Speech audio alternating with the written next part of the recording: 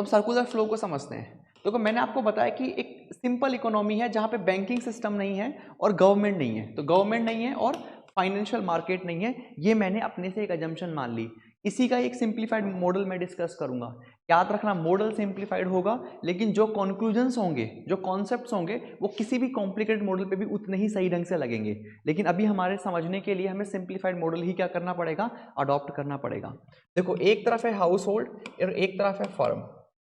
मुझे comment box में आप लोग बताओ, मुझे कमेंट बॉक्स में आप लोग बताओ कि फैक्टर ऑफ प्रोडक्शन कौन कौन से हैं, 4 फैक्टर ऑफ प्रोडक्शन कौन कौन से हैं। एक बार मुझे कमेंट बॉक्स में आप लिख के बताइए ये चीज, थोड़ा सा पार्टिसिपेटिव रहिए, है ना। देखो अब मैं आप लोगों को बता दूं कि 4 फैक्टर ऑफ प्रोडक्शन क्या क्या है।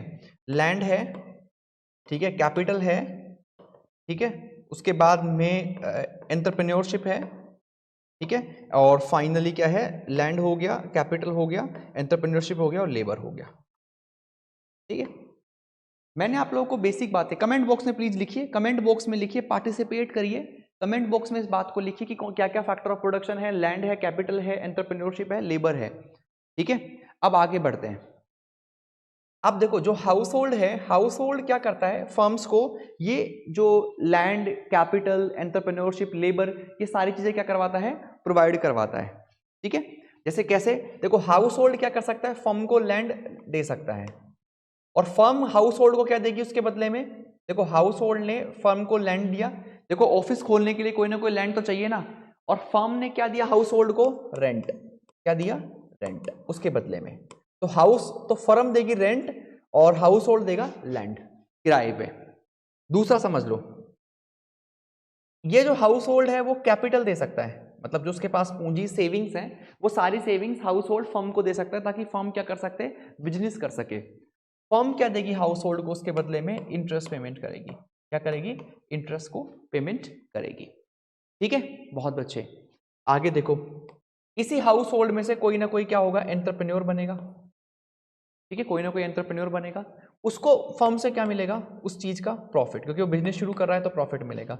ऐसे ही जो हाउस होल्ड है वो, भाई कुछ हाउस होल्ड होंगे वो लेबर का काम भी करेंगे इन फर्मों के अंदर, तो हाउस होल्ड क्या प्रोवाइड कराएगा, लेबर भी प्रोवाइड करवाएगा, जिसके लिए फर्म उसे क्या देगी, वेजेस देगी। मुझे बताओ यहाँ ये सिंपल मॉडल अभी तक सबको क्लियर है या नहीं है। I don't understand about the NDP NNP. आज की क्लास में, इस क्लास में आप रुक जाइए, आपके सारे कॉन्सेप्ट क्लियर हो जाएंगे, एनडीपी एनएनपी सारी चीजें क्लियर हो जाएंगी। देखो मैं ना शुरुआत के सेशन में, मुझे पता है कि मैं कॉन्सेप्ट पे जंप कर गया, क्योंकि हमें टाइम वेस्ट नहीं करना है, इसलिए एनडीपी एनएनपी सारी चीजें क्या होंगी, कवर हो जाएंगी। अभी हम लोग बस शुरू कर रहे हैं, एक बार जीडीपी समझ लो, फिर मैं सारी चीजें क्या है समझा दूंगा आप लोगों को। ठीक है, तो आप लोग को ये समझ में आ गया कि हाउस होल्ड क्या देगा, लैंड देगा, कैपिटल देगा, एंटरप्रेन्योरशिप देगा, लेबर देगा, और फर्म क्या देगी हाउस होल्ड को, बताओ। फर्म लैंड के बदले रेंट देगी, कैपिटल के बदले इंटरेस्ट पेमेंट होगा, एंटरप्रेन्योरशिप के बदले प्रॉफिट, और लेबर के बदले वेजेस। मुझे बताओ यहां तक सबको क्लियर हुआ कि नहीं, प्लीज लेट मी नो कि यहां तक सबको क्लियर हुआ कि नहीं, एक बार सभी बच्चे बताओ, फिर मैं आगे बढ़ता हूं, इसको दोबारा से बनाऊंगा, और एक बार इसके अंदर एक तगड़ी चीज समझाने वाला हूं मैं। देखो हाउस होल्ड और फर्म, ठीक है, देखो अब हाउस होल्ड ने क्या प्रोवाइड करवाए, फैक्टर ऑफ प्रोडक्शन। ठीक है, फर्म ने क्या दिया हाउस होल्ड को, फैक्टर पेमेंट। क्या दिया, फैक्टर पेमेंट। ठीक है, और फर्म ने हाउस होल्ड को क्या देते हैं, गुड्स एंड सर्विसेज, और हाउस होल्ड क्या करता है फर्म को, उसके लिए payment of goods and services.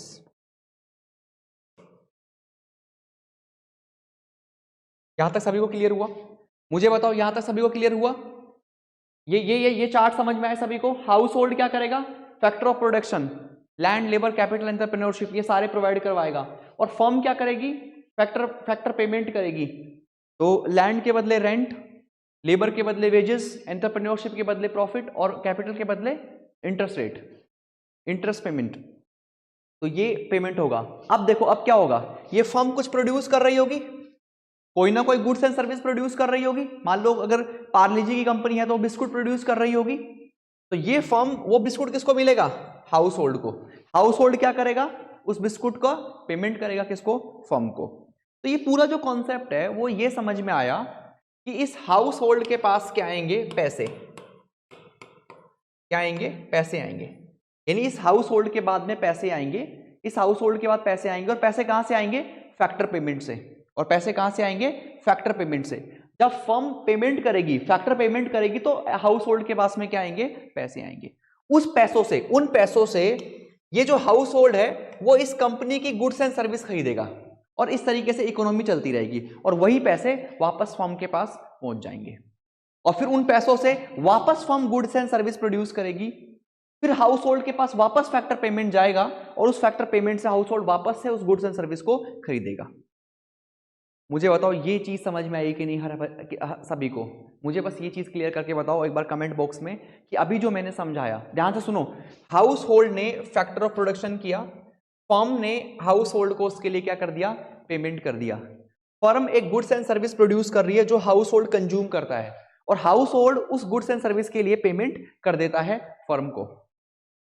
ठीक है, अब मेरी बात ध्यान से सुनो। मान लेते हैं कि दिनेश एक एग्जांपल ले लो। मैं एक कंपनी में काम कर रहा हूं, मैं एक फर्म के अंदर काम कर रहा हूं। अब जब दिनेश एक फर्म के अंदर काम कर रहा है, और मान लो मैं एक सैलरी पर्सन हूं, तो मुझे क्या मिलेगी, एक सैलरी मिलेगी। मैं उसी सैलरी से उस फर्म के क्या यूज कर लूंगा, गुड्स एंड सर्विस खरीद लूंगा, और वापस वो पैसा किसके पास चला जाएगा, फर्म के पास चला जाएगा। फिर फर्म क्या करेगी, उसी पैसे से वापस गुड्स एंड सर्विस प्रोड्यूस करेगी, और जब भी कोई गुड्स एंड सर्विस प्रोड्यूस होगा तो फर्म को क्या करना पड़ेगा भाई, गुड्स एंड सर्विस फैक्टर क्या बोल सकते हैं, फैक्टर ऑफ प्रोडक्शन के थ्रू ही तो होगा। जो गुड्स एंड सर्विस है वो गुड्स एंड सर्विस है, वो फैक्टर ऑफ प्रोडक्शन के थ्रू ही होता है, और उस फैक्टर ऑफ प्रोडक्शन में हमेशा हाउस होल्ड के पास में एक पेमेंट पहुंचता है, और उसी पेमेंट से जो हाउस होल्ड है वो उसी फर्म के गुड्स एंड सर्विस खरीद लेता है, और वापस पैसा फर्म के पास चला जाता है। ये बात सभी को समझ में आई कि नहीं? इस तरीके से किसका फ्लो होता है, सर्कुलर फ्लो होता है, किसका, इनकम का। मुझे बताओ यहां तक क्लियर हुआ कि नहीं सभी को? मैं वापस से रिवाइज करवा दूंगा, कोई बात नहीं, लेकिन एक इमेजिनेशन करो कि एक आदमी है वो एक कंपनी के अंदर काम कर रहा है। इमेजिन करो कि एक आदमी एक कंपनी के अंदर काम कर रहा है, वो कंपनी उस आदमी को सैलरी देती है। अब वो जब वो कंपनी उस आदमी को सैलरी देगी तो उसी सैलरी से वो आदमी उस कंपनी के गुड्स एंड सर्विस खरीद लेता है, और जब वो आदमी उस कंपनी के गुड्स एंड सर्विस खरीद लेता है तो उस सिनेरियो में क्या होता है, आप बताओ मुझे। उस सिनेरियो में वो पैसा है वो कंपनी के पास वापस पहुंच गया, उस पैसे से वापस कंपनी ने कुछ गुड्स एंड सर्विस प्रोड्यूस किया। ठीक है, और जब भी कोई company goods and service produce करेगी तो वो फैक्टर पेमेंट करेगी, क्योंकि मैं उसमें काम कर रहा हूं तो मुझे फिर से वो सैलरी देगी, फिर से मैं गुड्स एंड सर्विस खरीद लूंगा, फिर से वो पैसा फर्म के पास पहुंच जाएगा। इस तरीके से पैसा क्या है, सर्कुलर वे में जाता है। ये बस समझ में आई सभी को? थोड़ा सा इमेजिन करो इस चीज को कि एक्चुअली हो क्या रहा है ना, कि हाउस होल्ड के पास जब भी कोई फर्म कुछ भी प्रोड्यूस करेगी, हमेशा फैक्टर पेमेंट होगा, और वो फैक्टर पेमेंट हाउस होल्ड के पास होगा, और हाउस होल्ड उसी पैसे से क्या करेगा, जो प्रोडक्शन होगा उसको खरीद लेगा, और वापस पैसा किसके पास चला जाएगा, फर्म के पास चला जाएगा। या an ending flow of the production of goods and service expenditure on the circular way between house and firm of the circular. हाँ वो तो है, बिल्कुल सही बात का है, बिल्कुल सही बात कही है, लेकिन ये डेफिनेशन क्लियर हो गई ना अभी सभी को क्लियर हो गई है डेफिनेशन? ठीक है, चलो मैं आगे बढ़ू मैं यहां से। अब ध्यान से सुनो मेरी बात को। मैंने आप लोगों को क्या बताया, ये है आपके पास में हाउस होल्ड, और ये है आपके पास में फर्म ने हाउस होल्ड को किया था फैक्टर पेमेंट, हाउस होल्ड ने फर्म को किया था payment for goods and services, और फर्म ने हाउस होल्ड को दिया था गुड्स एंड सर्विस। ठीक है, अब मैंने आपको उसी दिन की क्लास में बताया था कि भाई जो जीडीपी होती है वो क्या होती है। तो मैंने आपको बताया था कि जीडीपी का मतलब होता है कि किसी भी देश के अंदर उसकी जो टेरिटरी है उसके अंदर एक साल के अंदर जितने भी गुड्स एंड सर्विस प्रोड्यूस हुए हैं, अगर उन सबको हम मॉनेटरी टर्म्स में कन्वर्ट कर दें। मैं फिर से सुन लो मेरी बात, फिर से सुन लो। हो क्या रहा है कि अगर एक कंपनी है, सॉरी एक कंट्री है, उस कंट्री की जो टेरिटरी है उसके अंदर जितने भी गुड्स एंड सर्विस प्रोड्यूस होते हैं, उन सारे गुड्स एंड सर्विस को अगर हम उसकी मॉनेटरी टर्म्स में ऐड कर दे तो उस कंट्री की जीडीपी कहलाती है। ये बात समझ में आ गई? ठीक है, अब इस जीडीपी को कैलकुलेट करेंगे, इस जीडीपी को कैलकुलेट करेंगे तो उसको कैलकुलेट करने के लिए हमारे पास में 3 तरीके हैं और वो तीनों तरीके इन्हीं 3 लाइन के अंदर लिखे हुए हैं। आप कमेंट बॉक्स में मुझे लिखते रहो कि कहाँ कहाँ पे वो 3 तरीके हैं। देखो ये जो फर्म है, ये फर्म हमें क्या करना है, सुनो ध्यान से सुनो, जीडीपी की डेफिनेशन क्या है, ध्यान से सुनो, जीडीपी की डेफिनेशन क्या है। जीडीपी की डेफिनेशन है total number of goods and services, total number of goods and services produce in a country in A given year, ठीक है। इन ए गिवन ईयर मतलब किसी एक पर्टिकुलर साल के अंदर कितना गुड्स एंड सर्विस प्रोड्यूस हुआ, कंपनी जितनी भी उस कंट्री के अंदर जितनी भी फर्म्स हैं उनके द्वारा, वो सारा क्या कहलाता है, जीडीपी कहलाता है।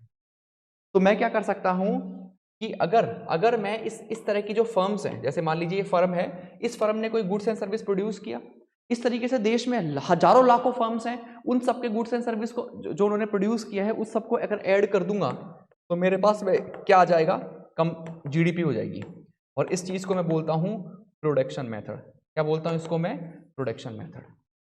अब मुझे बताओ प्रोडक्शन मेथड समझ में आया सभी को प्रोडक्शन मेथड समझ में आया कि जो जीडीपी की डेफिनेशन है वो प्रोडक्शन मेथड से बिल्कुल अलाइन होती है। भाई जीडीपी क्या है कि पूरे देश के अंदर एक साल के अंदर कितना गुड्स एंड सर्विस प्रोड्यूस हुआ, वो उस देश की क्या है, ग्रोस डोमेस्टिक प्रोडक्ट है, उस देश का क्या है वो, ग्रोस डोमेस्टिक प्रोडक्ट। तो अगर मैं किसी फर्म के जितने भी गुड्स एंड सर्विस प्रोड्यूस हुए हैं उन सबको ऐड कर लूं, किसी फर्म के इस तरीके से गुड्स एंड सर्विस ऐड कर लूं, और ऐसे मैं सारी फर्में जो पूरे देश के अंदर है, लाखों करोड़ों जो फर्म्स देश के अंदर है, उन सबके गुड्स एंड सर्विस को जोड़ लूं तो वो सारा क्या हो जाएगा, भारत की क्या आ जाएगी, जीडीपी आ जाएगी। और ये जो मेथड है जहां पे हम कंपनी के द्वारा जो प्रोड्यूस किए हुए गुड्स एंड सर्विस को क्या बोल सकते हैं, कैलकुलेट कर रहे हैं, उसको हम लोग बोलते हैं प्रोडक्शन मेथड, क्योंकि यहाँ पे मैं कंपनी के प्रोडक्शन के ऊपर बात कर रहा हूँ, ठीक है। दूसरा मेथड देखो, कंपनी ने जितना ध्यान से सुनो मेरी बात को, कंपनी ने जितना भी गुड्स एंड सर्विस प्रोड्यूस किया है, उस गुड्स एंड सर्विस का पेमेंट किसने किया है, हाउस होल्ड ने। क्योंकि कंपनी ने जितना भी गुड्स एंड सर्विस प्रोड्यूस किया होगा वही सारा goods and service house hold ने कंज्यूम भी किया होगा और उस कंजम्पशन के बदले पेमेंट किया होगा, ठीक है। तो अगर मैं ये कैलकुलेट ना करूं कि कंपनी ने कितना प्रोड्यूस किया, और अगर मैं ये भी कैलकुलेट कर लूं कि हाउस होल्ड ने कितना खर्चा किया, यानी पूरे हाउस होल्ड जितने भी देश में जितने भी हाउस होल्ड हैं उन सब ने कितना खर्चा किया, अगर मैं ये भी कैलकुलेट कर लूं तब भी मुझे सेम ही नंबर मिलेगा, और उसको ऐड करने पे भी मुझे क्या मिल जाएगी, देश की जीडीपी मिल जाएगी। लेकिन इस बार जो मेथड है उसको मैं कहूंगा एक्सपेंडिचर मेथड। Expenditure method. मुझे बताओ यहां तक किसी को कोई समस्या, मुझे बताओ, कमेंट बॉक्स में लिखते चलो, प्लीज लिखते चलो कि आपको एक्सपेंडिचर मेथड समझ में आया कि नहीं। इसी डायग्राम से समझ में आएगा वो। अगर आपको प्रोडक्शन मेथड समझ में आया कि नहीं, इसी डायग्राम से समझ में आएगा वो। प्लीज कमेंट बॉक्स में आप लिखते चलिए इस बात को। मुझे एक ही तरीका है आप और मेरे बीच कम्युनिकेशन का, और वो ये कमेंट बॉक्स है। Please write in the comment box कि have you understood the production method, what is the production method. Production method क्या है कि जितने भी देश के अंदर फर्म्स हैं उन्होंने जितना भी गुड्स एंड सर्विस प्रोड्यूस किया है, अगर उन सबको जोड़ दूंगा तो वो क्या है, वो उस देश की जीडीपी हो जाएगी, और उसको मैं प्रोडक्शन मेथड बोलूंगा। अब जितना भी गुड्स एंड सर्विस किसी फर्म ने या देश की सारी फर्मों ने प्रोड्यूस किया है, उसको किसने खरीदा होगा, किसने कंज्यूम किया होगा, हाउस होल्ड ने। अगर मैं सारे हाउस होल्ड का कंजम्पशन जोड़ लूंगा तो वो भी मुझे उतना ही वैल्यू देगी, और वो भी देश की जीडीपी कहलाएगी। लेकिन बस फर्क ये है कि इस बार हम उसे बोलेंगे एक्सपेंडिचर मेथड। अब देखो, हाउस होल्ड ने जो गुड्स एंड सर्विस के लिए पेमेंट किया होगा, ध्यान से सुनो मेरा तीसरा बात ध्यान से सुनो। अगर हाउस होल्ड ने जो पेमेंट किया होगा,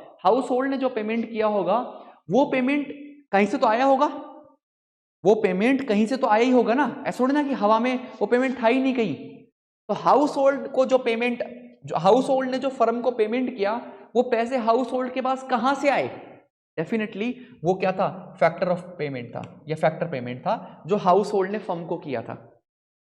और बेसिकली जो ये फैक्टर पेमेंट है वो हाउस होल्ड की क्या है, इनकम। वो क्या है, हाउस होल्ड की इनकम। तो अगर मैं देखो, यही इनकम तो खर्च की है, यही तो income payment of goods and service में खर्च की है हाउस होल्ड ने, यही तो इनकम है जो पेमेंट ऑफ हाउस होल्ड ने की है। तो अगर मैं इस जितने भी हाउस होल्ड हैं उनकी सबकी इनकम भी जोड़ लूं तब भी मुझे सेम ही नंबर मिलेगा और मुझे देश की जीडीपी मिल जाएगी। लेकिन इस बार जो मेथड होगा उसे हम बोलेंगे इनकम मेथड। तीनों बातें बराबर है? कमेंट बॉक्स में लिख के बताओ मुझे एक बार कि आप लोगों ने इस बातों से क्या सीखा। देखो ध्यान से सुनो, किसी भी कंपनी के गुड्स एंड सर्विस को अगर मैं ऐड कर दूंगा, या देश के मतलब किसी भी कंपनी के गुड्स एंड सर्विस को ऐड कर दूंगा और इस तरीके से पूरे देश की जितनी भी कंपनियां हैं उन सब के गुड्स एंड सर्विस को ऐड कर दूंगा, तो देश की जीडीपी निकल के आ जाएगी और इसको बोलेंगे प्रोडक्शन मेथड। और कोई भी फर्म जितना भी गुड्स एंड सर्विस प्रोड्यूस कर ले, या जितनी भी फर्में हैं वो गुड्स एंड सर्विस प्रोड्यूस कर ले, उसे उसका कंजम्पशन कौन है करता है? हाउस होल्ड उसका कंजम्पशन करता है। और हाउस होल्ड के अगर मैं कंजम्पशन में जितना पेमेंट उसने किया फर्म को, अगर वो भी ऐड कर दूं तब भी मुझे जीडीपी मिल जाएगी, लेकिन इस बार उसको बोलेंगे एक्सपेंडिचर मेथड। अब हाउस होल्ड के पास जो पेमेंट करेगा वो गुड्स एंड सर्विस का दूसरे कंजम्पशन मेथड में, वो पैसा कहीं ना कहीं से तो आएगा, वो पैसा कहीं ना कहीं से आएगा। हाँ मैं रिपीट कर रहा हूं मैं, बिल्कुल ध्यान से एक बार देखो, मैं रिपीट कर रहा हूं।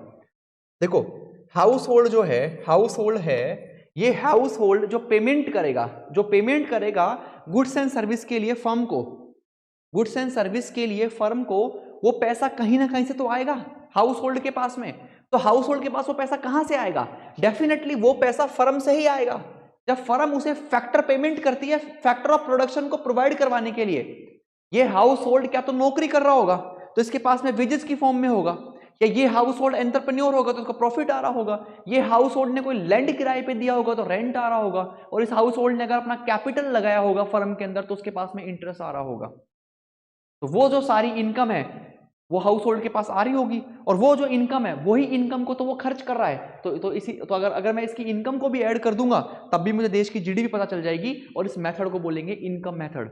मैंने पहले बताया कि इस मेथड को यूज करते टाइम ध्यान से सुन लो, पहला चीज मैंने बताया कोई गवर्नमेंट नहीं है, इसका मतलब ये हाउस होल्ड कोई टैक्स वैक्स पे नहीं करता, ध्यान से सुन लो, यहाँ पे कोई वेलफेयर नहीं है, ठीक है। दूसरा मैंने बताया कोई बैंकिंग सिस्टम नहीं है, कोई सेविंग वेविंग नहीं है कि फर्म कहीं से लोन ले रही है, ये चीज भी नहीं है, ठीक है। तीसरा मैंने बताया कि ये हाउस होल्ड होता है, ये सारा का सारा पैसा जो कमाता है वो फर्म वो गुड्स एंड सर्विस में भी खर्च कर देता है, ये चीज भी यहां मिल रही है कि all earning of house hold is spend on the firm, ठीक है। तो तीनों मेथड से जो जीडीपी है वो हमेशा बराबर आती है। Sir if GDP number from 3 methods does not match can we say there is a corruption somewhere?